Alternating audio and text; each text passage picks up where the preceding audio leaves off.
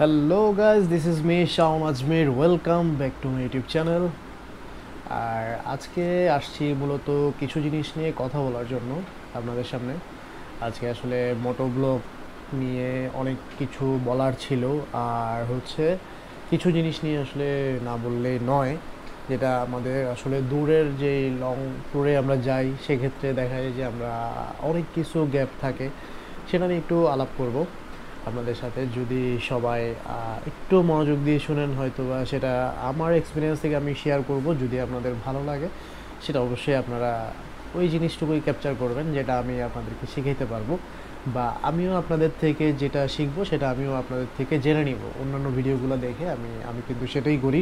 মূলত আমি কোথাও যাওয়ার আগে, ট্রাভেল ব্লগ করার আগে আমি ওই জায়গাটা সম্পর্কে একটু আইডিয়া নিয়ে নিই। আমার মূলত আমি লাস্ট কয়েকটা লং ট্যুর দেই, ইভেন রাঙামাটি, বান্দরবান, খাগড়াছড়ি, ইভেন বেশ কয়েকটা জায়গায় আমি কিন্তু অলরেডি গেছি, এবং আমার চ্যানেলে ভিডিওগুলো পাবেন। সেটা আমি আমার যে চ্যানেলটা আছে সাউন্ড জিটিআর, আমার এই চ্যানেলে আমি সবগুলো ভিডিও আপলোড করছি বর্তমানে। আর আমি আসলে অ্যাকচুয়ালি ওইরকম প্রফেশনাল না, যেটা আমি বলছি, আমি এখনও শিখতেছি। এখনও আমি কি বলবো, নোব যেটা বলে পাবজিতে, সেই আমি এখনও নোব, কিন্তু আমি এখনও শিখে যাচ্ছি সবার থেকে।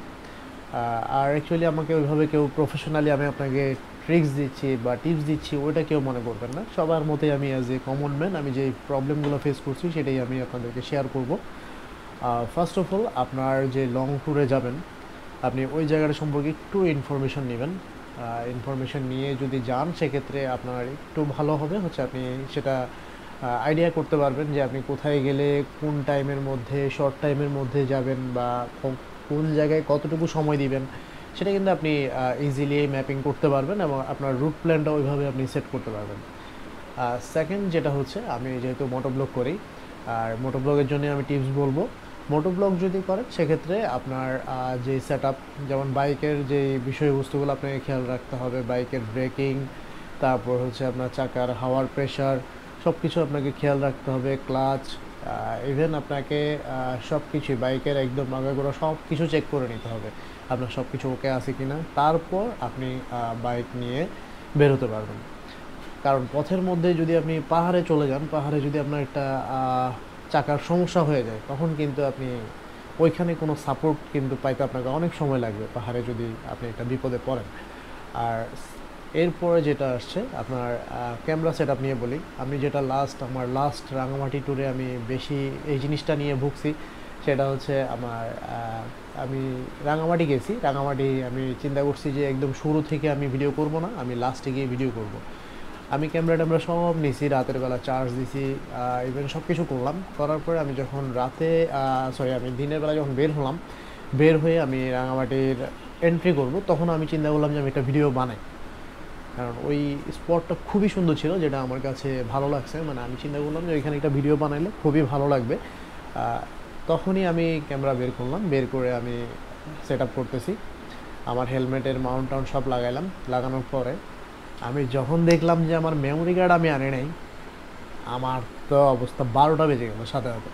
মানে আমি এটা চিন্তার বাইরে, আমি যে এত দূরে চলে আসছি কিন্তু মেমোরি কার্ড ছাড়া, এটা কেমন পসিবল হয়।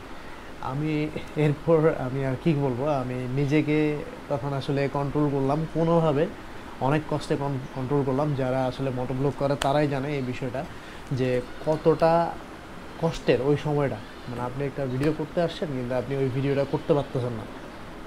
তো ওই জিনিসটা আসলে খুবই খারাপ লাগছে আমার লাস্ট ট্যুরে। তারপরও আমি কিছু টুকটাক মোবাইলে আপনি শ্যুট করে আসছি, ভিডিও করে আসছি, যেটা মোটামুটি চলে আর কি, ওইরকম টাইপস। আমি সেটা শেয়ার করব আপনাদের সাথে। আর এখন যে ট্রেন্ডিং ইস্যু যেটা হচ্ছে, সেটা হচ্ছে আপনার হাইওয়ে রোডে 60 কিলোমিটার, এবং সিটির মধ্যে 30 কিলোমিটার। সিটির মধ্যে যদি 30 কিলোমিটারে কেউ রান করে বাইক, দেখেন যে একটা পিছনে একটা ট্রাক আছে। আমি কিন্তু চিটাগাংয়ে থাকি, চিটাগাংয়ে ট্রাক আছে, কভার্ড ভ্যান আছে, যেগুলো কিন্তু খুবই রিস্কি। এগুলা সিটির ভিতরে ওরা আমার মনে হয় 50-এর উপরে রান করে সিটির ভিতরে। আর চিটাগাং শহরে বাসগুলা হচ্ছে বুমের মতো টানবে। 10 নাম্বার 6 নাম্বারে কোনো মারামারি না হলে ওদের ভালো লাগে না, 10-10-এ মারামারি, 6-6-এ মারামারি, এই একটা অবস্থা। তো দেখা যায় যে এর ভিতরে যদি একটা বাইকার পড়ে যায়, আল্লাহ না করুক, একটা অ্যাক্সিডেন্ট ইনস্ট্যান্টই ঘটে। ওরা ওরা ঠেলাঠেলি করবে আর এখান থেকে বাইকারটা পড়ে যাবে। আমি যদি 30 কিলোমিটারে রান করি তাহলে আমাকে দেখা যায় অটোরিকশাও আমাকে পাস করে চলে যাবে। আসলে এই ধরনের আইনগুলা যারা বাইক চালায়, বাইক সম্পর্কে আইডিয়া আছে, তাদেরকে দিয়ে আসলে করানো উচিত। আমি মনে করি প্রশাসনে খুবই ট্যালেন্টেড কিছু মানুষ আছে যারা কিন্তু এগুলো নিয়ে গবেষণা করছে এবং কি রাস্তা সম্পর্কে ভালো আইডিয়া রাখছে। আমি মনে করব তাদের ডিসিশনটা পুনরায় একটু ভেবে চিন্তে দেওয়া উচিত। আর হাইওয়ে রোডে 60 কিলোমিটার, এটা তো কোনো পাগলও চিন্তা করবে না। কারণ হচ্ছে হাইওয়ে রোডে আপনি বাসগুলো চলে 120-100 এই স্পিডে, মিনিমাম 80তেই চলে বাসগুলো। তো এখন আমি যদি বাইক নিয়ে 60 কিলোমিটার বেগে চালাই, সেখানে আমাকে সম্ভাবনা আছে বেশি 90% সম্ভাবনা হচ্ছে আমাকে উড়িয়ে দেওয়ার সম্ভাবনা আছে 90%। তো দেখা যাবে যে ওইভাবে আসলে পসিবল না। আসলে সব কিছু নিয়েই আমাদের এই আইনগুলো তৈরি করতে হবে এবং সরকার চিন্তা করবে জনগণের জন্য। জনগণের যেটা সুবিধা হবে সেটাই কিন্তু ওইভাবে আইনগুলো তৈরি করতে হবে। আমি মনে করি যে আইনটা আবার একটু নতুন করে একটু বিশ্লেষণ করা উচিত এবং নতুন কোনো স্পিড লিমিট যেটা আছে সেটা আবার দেওয়া উচিত।